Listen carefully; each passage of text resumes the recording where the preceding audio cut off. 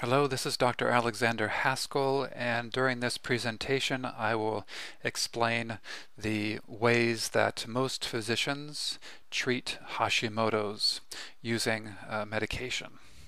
So first of all, it's important to understand that the primary cause of hypothyroidism or low thyroid hormones is due to Hashimoto's, but seldom is a person with hypothyroid symptoms or hypothyroidism ever checked for Hashimoto's or thyroid antibodies, and there's reasons for this.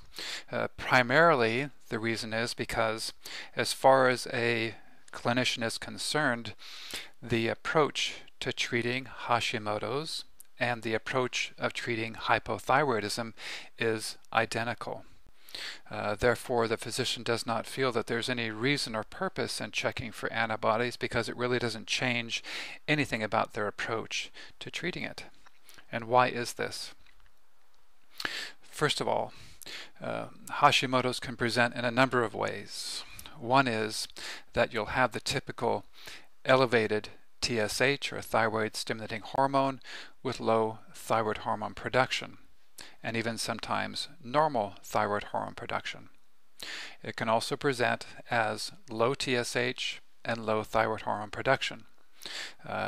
Usually there is a history of testing for thyroid hormones and the values changing a lot, of TSH being very high one time and moderately high the next time.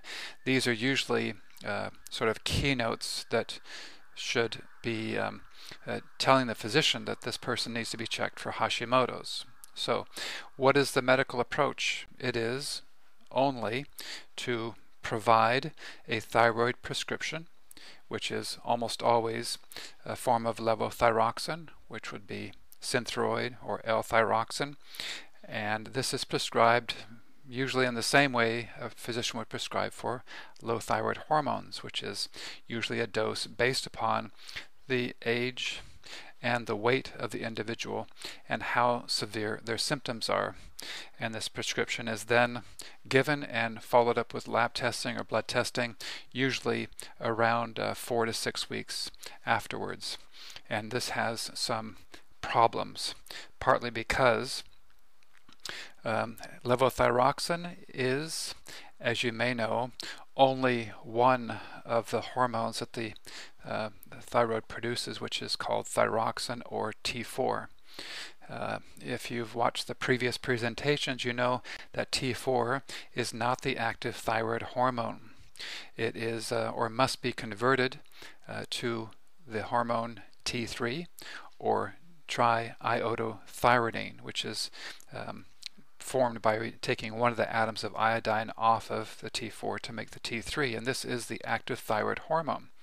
So a person with Hashimoto's, it is important to take a thyroid prescription to help reduce TSH, but often a person will not feel that much better taking levothyroxine or Synthroid because they often cannot convert the T4, which is synthetic in Synthroid, to the active T3 thyroid hormone. So their antibodies may be coming down, but they will not feel much improvement in their symptoms.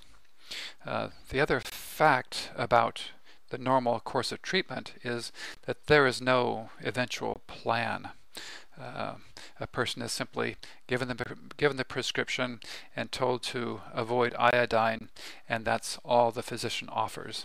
And there's much more that can be done to improve the person's symptoms and the eventual outcome of reducing antibodies, and then at that stage to then be doing particular things to improve their health, their vitality, and to see also if their own thyroid can then start producing its hormones once again.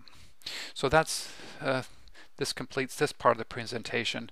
There'll be another one that addresses or gives you different aspects of how to actually improve and optimize thyroid hormones, a more holistic approach.